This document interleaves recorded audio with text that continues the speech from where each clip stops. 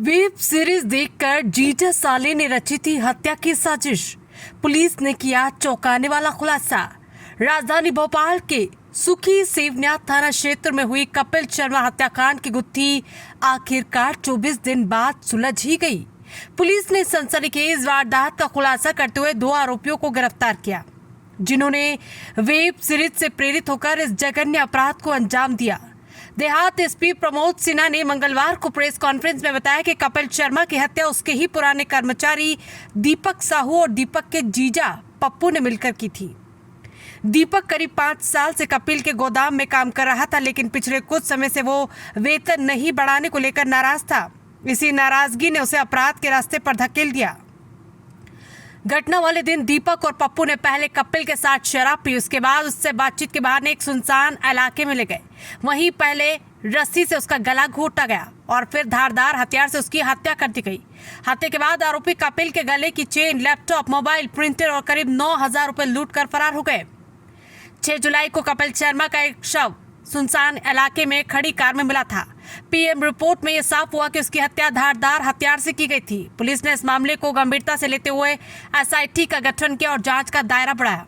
Police ने इस हत्याकांड की गुत्थी सुलझाने के लिए सीसीटीवी फुटेज और मुखबिरों की सूचना का सहारा लिया। आखिरकार दोनों आरोपियों को गिरफ्तार कर ही लिया गया। आरोपियों पर 10,000 रुपए का इनाम भी घोषित किया गया था। ये वारदात एक बार फिर ये सोचने पर मजबूर करती है कि मनोरंजन के नाम पर परोसी जा रही हिंसक वेब सीरीज किस हद तक आम लोगों की सोच को प्रभावित कर रही है। पुलिस अब इस एंगल से भी जांच कर रही है कि आरोपियों ने किस वेब सीरीज से प्रेरणा लेकर ये प्लानिंग की थी।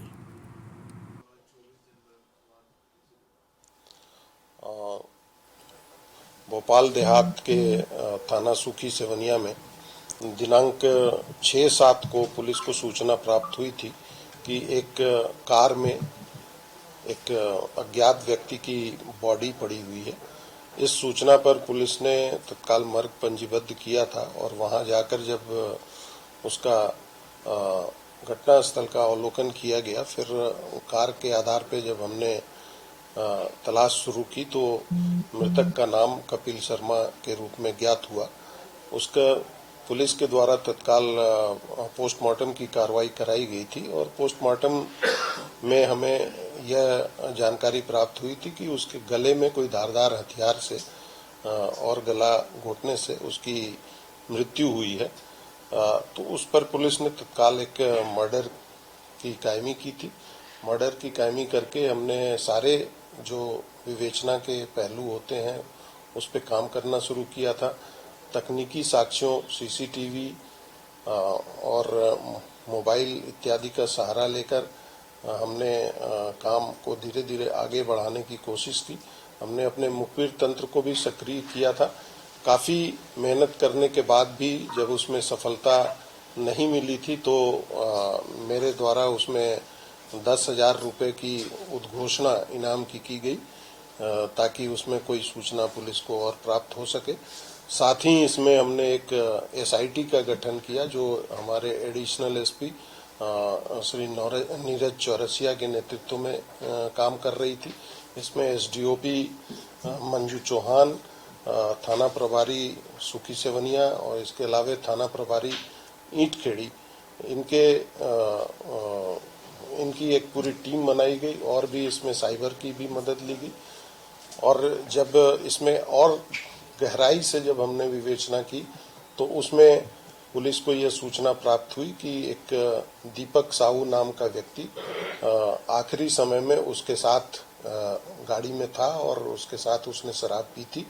इस सूचना पर जब हमने उसे उठाया और उससे पूछताछ की तो फिर उसने ये स्वीकार किया कि वो मृतक के ही गोडाउन में काम करता है, चौकीदारी का काम करता है, परंतु उसे मृतक के द्वारा बहुत कम राशि मेहनताने के रूप में दी जाती थी और बार बार वो उसको बढ़ाने के लिए बोलता था, परंतु उस मृतक ने अभी तक उसका मेहनताना बढ़ाया नहीं था और उसको लेकर पूर्व में उनका विवाद भी हुआ था, जिसपे मृतक ने उसको गाली गलौज भी किया था और उसको चाटे भी मारे थे।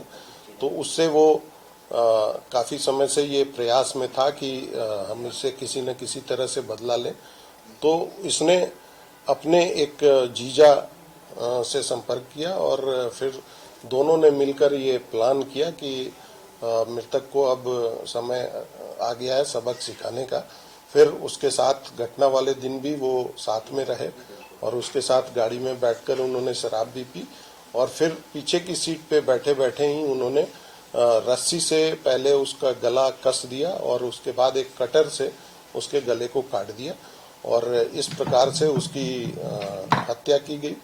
और बाद में पुलिस ने उसके जीजा को भी गिरफ्तार कर लिया है और इनसे जो घटना में प्रयुक्त रस्सी और कटर जिससे उनने गला काटा था वो बरामद कर लिया है और साथ ही इसमें इनके द्वारा उसके गले की चेन ले ली गई थी और उसकी गाड़ी में एक लैपटॉप और प्रिंटर पड़ा हुआ था वो लेके गए थे। तो सारे ये सब जो सामग्री और उसका जो मोबाइल था उसको भी पुलिस ने बरामद कर लिया है। उसके अतिरिक्त करीब 9,000 रुपए भी उसके जो जेब में थे वो भी उन लोगों ने ले लिया था। तो इस प्रकार से ये सब रिकवरी पुलिस ने कर ली है और काफ़ी मेहनत के बाद इसमें हमारी जो टीम थी उसने सफलता पाई है और उसमें एडिशनल एसपी, एसडीओपी, दोनों हमारे थाना प्रभारी ईंटखेड़ी और सुखी सेवनिया तथा उनकी पूरी टीम ने इसमें काफ़ी मेहनत से और काफ़ी सस्टेन्ड प्रयास किया था जिससे ये हमें सफलता मिली। दोनों गुमराह क्यों कर रहे थे, मतलब दीपक और उसके जीजा, पुलिस को पूछताछ? फरार थे मतलब इतने दिन से या सामने थे, मतलब समझ पकड़ा नहीं पाया? ये फरार नहीं थे।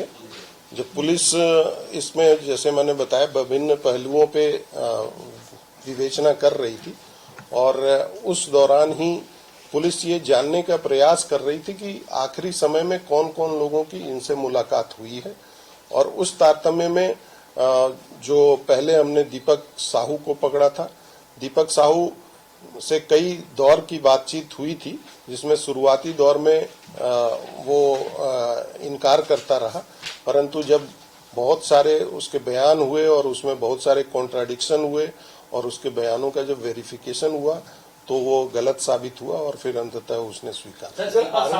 दीपक साहू कितने समय से इसके पास काम कर रहा था, दूसरा कहाँ का रहने वाला है? दीपक साहू इसके पास लगभग 5 साल से काम कर रहा था और ये मूलतः रहने वाला, इसमें जो इसका पता है वो थाना हबीबगंज क्षेत्र का रहने वाला है और इसका जीजा जो है पप्पू अरमा उर्फ शर्मा, मतलब एक्चुअल सरनेम उसका अरमा है लेकिन वो बाई मिस्टेक हर जगह शर्मा लिखा रहा है।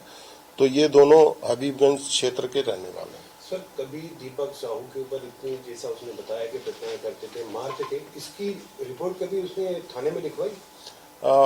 चूंकि ये फरियादी और आरोपी दोनों और मृतक ये दोनों सुखी सेवनिया थाना क्षेत्र के रहने वाले नहीं हैं, लेकिन जो हमने उससे आरोपी से पूछा है तो इसकी शिकायत उसने कहीं नहीं की।